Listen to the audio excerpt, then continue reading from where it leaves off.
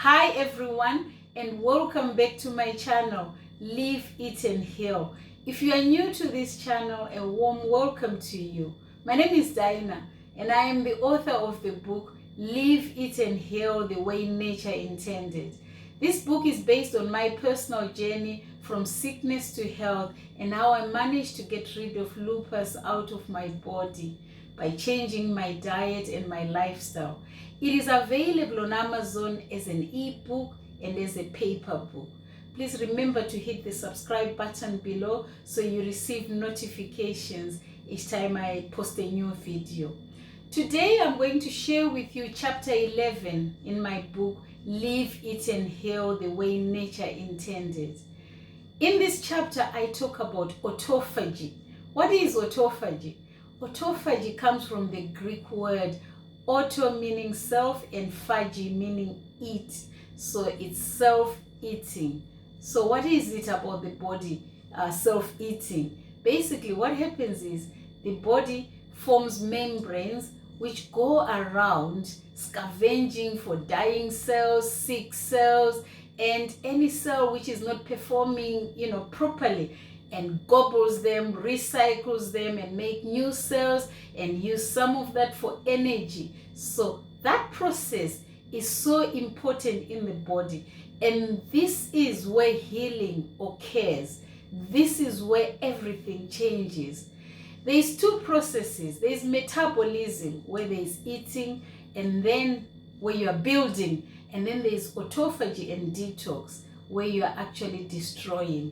So it is important to have those two in balance. But as you know, nowadays, we are just eating and eating and eating and eating. And we know what happens with eating. Eating is a good thing, but when we continue eating all the time, grazing like cattle with four stomachs, there is repercussions to our body. For me, I ended up with systemic lupus erythematosus. I ended up obese, wearing a size 22, and for changing my lifestyle, now I fit comfortably into a size 12. So it just shows you that I was not giving my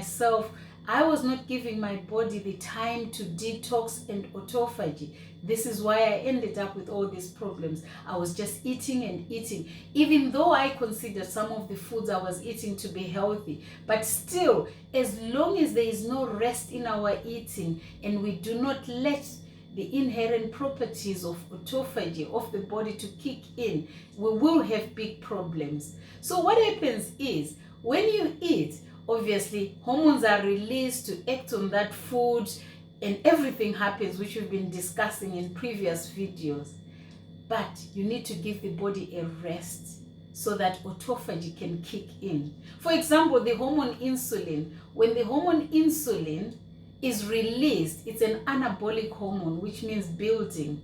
So the moment the body is building, it concentrates on that, and autophagy button is off. It's only when you stop eating, then when the metabolic button is off, then you've got the autophagy button on. Autophagy is a catabolic process, so it works opposite to insulin. One is building, one is destroying. So you need both the systems to be going, but they don't go at the same time. They work on opposite ends. That's why it's so important for people to eat and rest as well. But can you imagine nowadays, in the land of plenty we live in, we end up having 3 meals a day, maybe 3 snackings, fruits in between, juices in between. So all the time there's insulin at play.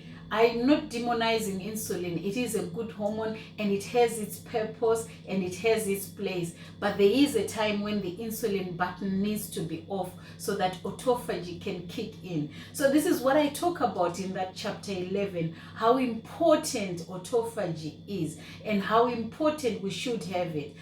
Our ancestors used to have it automatically because they synchronized with nature. Sunset signaled the end of all meals for our ancestors, but now we've got all the lighting, all the technology, so we can be eating every minute, every hour, right throughout the night. We have home deliveries, we've got hotels open, we've got restaurants open, our pantries are full, our refrigerators are full, our kitchens are full. But our ancestors didn't have that luxury.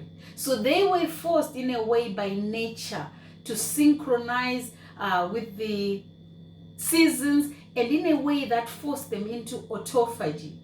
So it is important now that we're not synchronizing with nature, but we can force autophagy into our lives by actually making sure we introduce it into our life.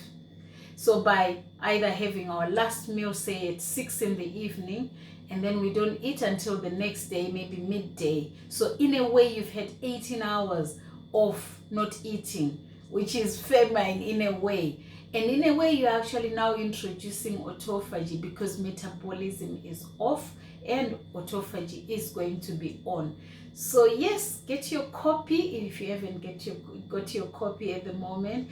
And it would be interesting to hear your views on this chapter on autophagy. I do run a 60-day program on people to eliminate certain food groups, to recalibrate their metabolism, and to reset as well. So the link is below. Remember to eat well, to live healthy. Bye.